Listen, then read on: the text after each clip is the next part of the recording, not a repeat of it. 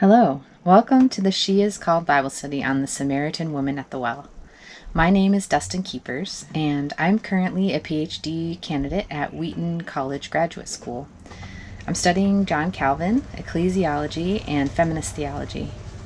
Previously, I served as a pastor at North Holland Reformed Church in Holland, Michigan, after completing my MDiv at Western Theological Seminary. When I was at Western, I had the chance to study in Israel and Palestine, and that helped ignite in me a passion about telling the stories of women in Scripture. And I've had the chance to lead several trips back to the Holy Land, focused on telling these stories in particular. And the Samaritan woman at the well has long been one of my favorites. I think it's because she, like many other women in the Bible and throughout history, has been limited by stereotypes.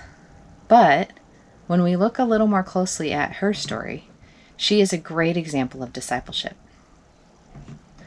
Although the gospel writer doesn't tell us her name, she has the longest recorded back and forth conversation with Jesus of any person in the Gospels. And it's all about theology. Yet very often, we hear this woman's story, and her strength and curiosity and witness are hidden by a focus on her sexual history. She is viewed as a woman of ill repute.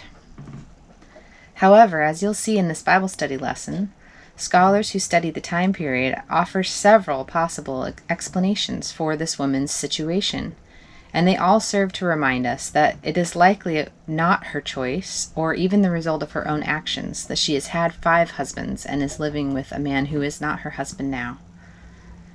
Most importantly, when we read the text carefully, we see that Jesus does not condemn her or make any reference to sin when speaking about her marital status.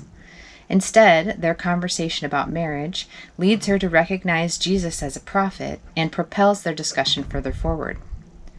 She asks him about the proper place of worship, and then she continues the conversation by speaking about her hopes for the Messiah.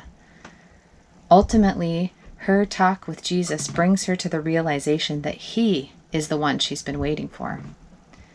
At that moment, she leaves her water jar behind, just like the first disciples left their nets, and she rushes back to invite her community to come and see this man she believes is the Messiah. This woman's story inspires me because she models discipleship in her conversation with Jesus. She listens with open attentiveness, asking questions about her understanding of her faith, which grows the longer she stays speaking with him. But her growth doesn't stop there. This new understanding is not just for her own benefit. She is then called to share the good news with her community. And she does this with the skill of a gifted evangelist, effectively sharing her own experience and then inviting them to see for themselves. And in the end, John 4:39 tells us, many Samaritans believed because of the woman's testimony. I hope that as you engage this Bible study, you too will find inspiration through a deeper look at the story of the Samaritan woman at the well.